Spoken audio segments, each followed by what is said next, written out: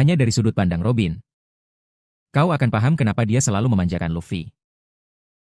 Dalam tatapannya pada Luffy, selalu ada senyum lembut yang tulus. Kau adalah Robin, arkeolog kru topi jerami. Selama 20 tahun sebelum bertemu Luffy, kau sudah merasakan pengkhianatan, pembantaian, dan kekejaman dunia. Kau terbiasa menyendiri, menyembunyikan perasaan di balik topeng, dan menganggap kematian sebagai akhir. Tapi Luffy adalah cahaya pertama di hidupmu yang gelap. Pertemuan pertama kalian adalah sebagai musuh. Saat itu kau masih wakil bos Baroque Works. Saat kru topi jerami di Whiskey Peak diburu para pembunuh Baroque Works, kau muncul di atas kapal Mary, berdiri di tempat yang tinggi, menatap dingin para pemula di Grand Line ini.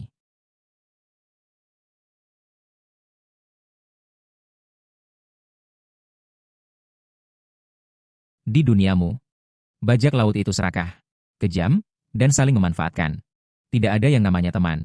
Tapi dari pengamatanmu, kelompok topi jerami itu berbeda, terutama sang kapten, Luffy. Tatapannya begitu jernih dan tulus, membuatmu sedikit penasaran padanya. Kau memperingatkan mereka bahwa Little Garden di depan itu berbahaya. Bahkan memberi mereka Eternal Pose. Pose itu mengarah ke pulau tak berpenghuni dekat Alabasta.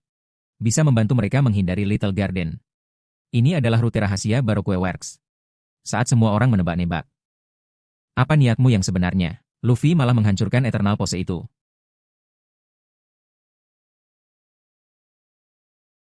Suara latar belakang, suara latar belakang, suara latar belakang, suara latar belakang. Dunia pria ini begitu sederhana, tulus, dan membara, menyilaukan layaknya matahari. Ternyata bajak laut bisa hidup sebebas ini. Ini membuatmu makin penasaran pada Luffy. Kau ingin melihat sejauh mana pria bagai matahari ini bisa melangkah. Buaya punya ambisi besar. Dia berkorban seluruh negara Alabasta demi ambisinya. Kau melihatnya tanpa rasa peduli.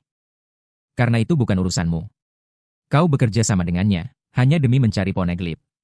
Kau tak peduli siapa yang berkuasa, tak peduli siapa yang mati. Kau sudah lama menutup rapat hatimu. Jika Luffy si topi jerami tiba di Alabasta, dan bertarung melawan Crocodile, tumbang berkali-kali, bangkit berkali-kali. Tubuhnya tertusuk kail beracun Crocodile, dan terkubur di pasir hisap. Kau sendiri tak tahu kenapa menyelamatkannya. Mungkin ketangguhannya membuatmu takjub. Atau karena ia rela bertaruh nyawa. Demi negara dan orang-orang asing. Perjuangannya menyentuh hatimu. Suara latar belakang. Suara latar belakang. Di Alabasta, di makam kerajaan yang jatuh.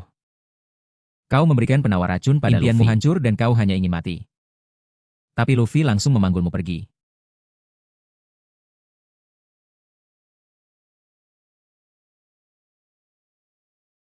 Suara latar belakang.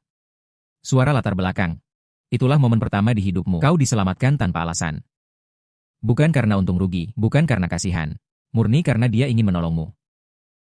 Bertahun-tahun kau dibuang oleh dunia. Kau pikir takdirmu adalah kesepian. Dan mati di sudut yang sepi. Tapi Luffy menarikmu dari jurang kematian. Memberimu alasan untuk terus hidup. Tanpa arah, kau pun ikut naik ke Going Merry.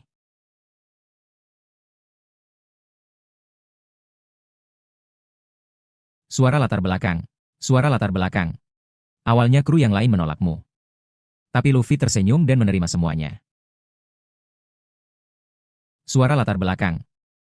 Setelahnya, kau dan kru topi jerami pergi ke Skypiea, menjalani petualangan epik, tertawa dan bertarung bersama. Menghadapi bahaya yang tidak terduga. Hatimu sangat tersentuh oleh teman-teman yang tulus. Dan bersemangat tentang hal pertama kalinya, kau rasakan hangatnya keluarga, dan benar-benar mencintai ikatan ini. Namun di Water 7, petaka tiba. Nyawa kru topi jerami terancam. Agar kau mau ikut agen CP9 dulu, kau pasti langsung lari sendirian. Tapi kali ini berbeda. Kamu takut temanmu terluka. Mereka adalah satu-satunya keluargamu. Jadi, kau memilih pergi. Melontarkan kata kejam agar mereka menyerah. Suara latar belakang. Dialog anime Jepang. Dialog anime Jepang. Dialog anime Jepang. Kau pikir kepergianmu bisa melindungi mereka. Tapi kau meremehkan betapa berharganya dirimu bagi mereka. Mereka tak pernah percaya kebohonganmu. Tak pernah sedetik pun menyerah padamu. Mereka menerobos masuk ke Enies Lobby, melewati lautan api, melawan agen elit pemerintah dunia, dan menantang otoritas dunia. Di atas menara keadilan, kau melihat mereka bertarung mati-matian demi dirimu. Tapi kau tetap menolak diselamatkan. Karena yang mengancam nyawa kalian adalah seluruh dunia.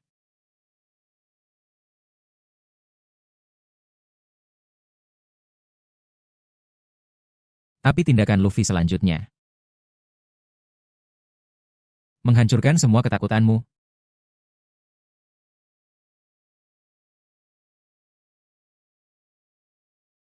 Suara latar belakang. Itu bendera pemerintah dunia. Simbol penguasa lautan selama 800 tahun. Didukung 170 negara beraliansi, otoritas mutlak yang tak berani dilawan siapapun. Di detik itu, kau sadar.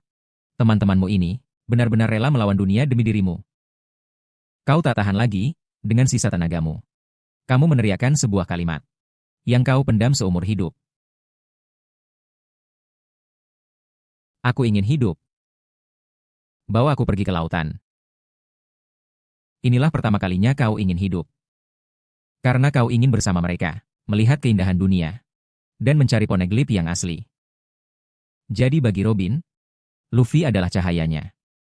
Wajar saja jika ia selalu memanjakan kaptennya.